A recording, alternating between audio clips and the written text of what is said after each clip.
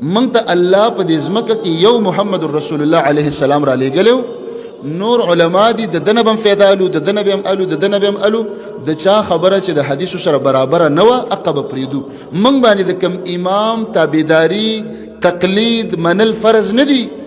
قرآن کې کوم آیت کې الله فرمایلی دي چې امام صاحب راټینګ کوي حدیث کې کوم ځای کې راغلی دي دا ټول زمونږ امامان دي ټولو نه فایده الو نو مونږ وایو څلور واړه به منو نو خلک سوی مونږ پسې امامان نه مني او د چې یو امام راټینګ کړی دی یو او درې پریخي دي نو دای مني او زه څلور واړه منم وایي ته نه مني آسان دله مثال درکوم د عامو جوماتونو له اوس ورځو یو کس نه یو نه یو شل کسه ورځو په مانځه کې وایو آمین ماښام کې او ماسخوتن کې نو بعضې به پکې ښه ووالی شو او څه به چې دی په منډه راوځو ولې او که نور اسم نه نو مولوي صاحب به مخ راواړوي به ښه نن راغلي یاستئ خپل جومات هم دلته شته دلته ورځئ موږ له دلته لانجې مه راوړئ څه به ووایي لانجې مه راوړئ ښه مولوي صاحب به دا خبرې وکړي لانجې دلته موږ له مه راوړئ بس خپل ځای کې مونځ کوو اوس راشه دا امین راخلو امین امام شافعي رحمت الله علیه وایي چې امین به وایو ځکه حدیث کې راغلی دی امام شافعي صاحب کوم حدیث موږ ته پیش کوي وی صحابه وی موږ به داسې په زور امین ویلي حتی ان للمسجد للجه جومات به وجړقېده جومات نه به په دې امین ویلو کې جړقه ووتل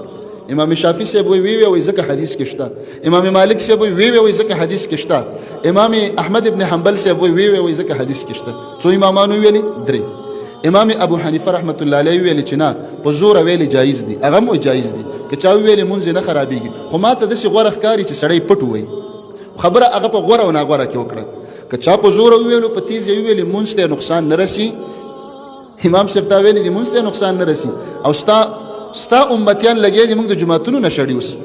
تا خو ویلي دي چې مونځ ته نقصان نه رسي تا ویلي دي په پټه غوره دی که چا په زور ویلي هم صحیح دی نو ستا د ډلې خلکو موږ جوماتونو کې نه پرېږدي نو درې امامانو څه ویلي په زور یې ووایي یو امام ویلي پټ یې ووایي منګه د درې امامانو خبرې ته وکتل خو د درې واړو خبرې ته هم اله وکتلې چې درې واړو راته حدیث پیش کړه پیغمبر علیه السلام د خولې مبارک نبی علیه السلام فرمایي اذا امن الامام فامنوا چې امام امین ویلی تاسو یې ووایي پیغمبر علیه السلام فرمایي یهود د سره په یو څو کارونو کې حسد او کینه کوي یو چې تاسو امام پسې شاته امین وایي دویم چې سلام کوئ موږ چې یو بل باندې سلام کوو په زړه کې وایو که ښکاره وایو السلام علیکم نو هغه راته څه وایي وعلیکم السلام اوس چې امین منګه پټ ویل یهود خو یې نه اوري که نه خو امین چې په زوره ووایو یهودي واوري د هغه زړه چوي قار وله ورځي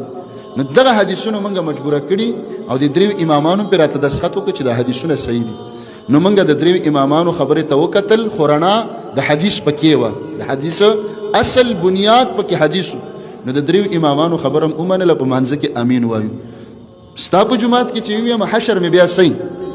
وال می حشر دی کنزل می حشر دی راوستل می حشر دی نه پرې غستل می حشر دی او چې ډېر ښه سړی یاره معاف که بابا دلته مه راځه هغه جومات له ورځه هلته امین وایه دلته لانجې موږ ته مه جوړوه هغه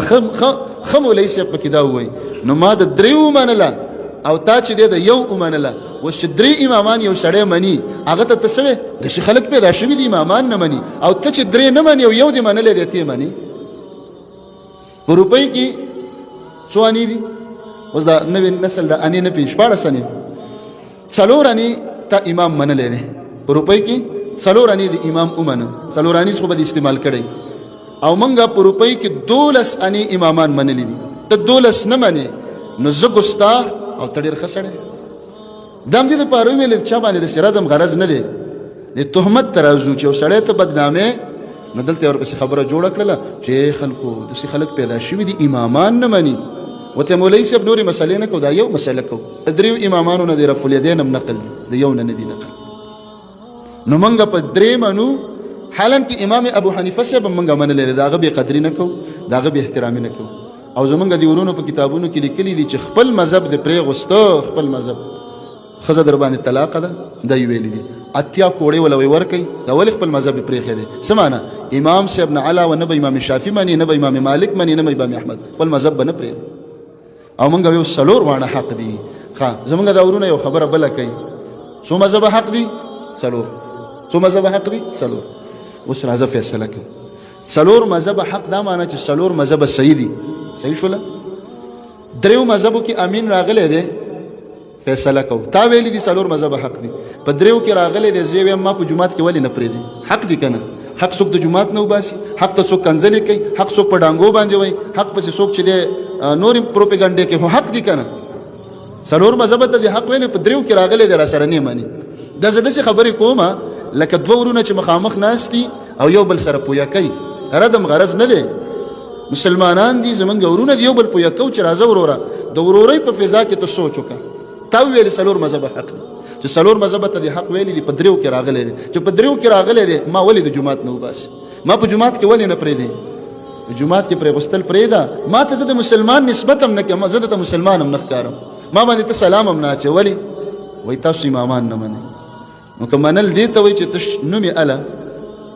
نومې اله، نو ډېرو خلکو نبي علیه السلام منلی دی، د دین نه خبر هم نه دي، د اسلام نه خبر هم نه دي. زمونږ یو مشر عالم وفات شوی دی، شیخ غلام الله رحمتی رحمه الله، د قاضي کلي کې مدرسه اوس هم شته دی، ډېر ښه محدث عالم. هغه ویلې په افغانستان کې زه ونیولم او د پولیسو افسر دی، ما ته ویل تا باندې شکایت دی. ما ورته ویل څه شکایت دی جي؟ راته ویل چې ته امام صاحب نه منې. هغه ګیره هم خریلې د افسر او برېت هم خریلې دی، برېت یې غټ غټ وي په دې خوله کې پراته او ګیره یې خریلې ده او پینټ پتلون او ټایي کې ناست دی او پتلون یې په دې خپو کې پروت دی. زما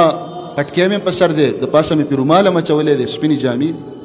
وایي ما ته یې ویلې ته امام صاحب نه منې؟ وایي ما ورته ویلې کوم امام صاحب؟ وایي دا زمونږ امام صاحب.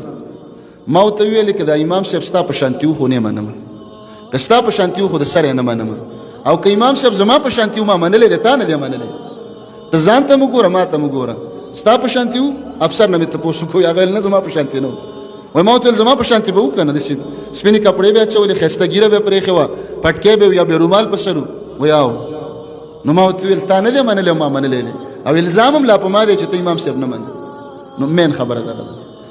اصلي خبره دا ده. نو ځکه الله رب العالمین فرمایي فستبصروا، ای پیغمبره دا به ته ووینې، ویبصرون کافرانو ته به پته ولګي بأیکم المفتون، لیونتوب په چا باندې راغلی. تا ته دوی لیونی وایي خو لیوني به معلوم شي، لیوني به د قیامت په ورځ معلومیږي چې جهنم ته څوک روانو دقه لیوني دي چې د هدایت نه محروم.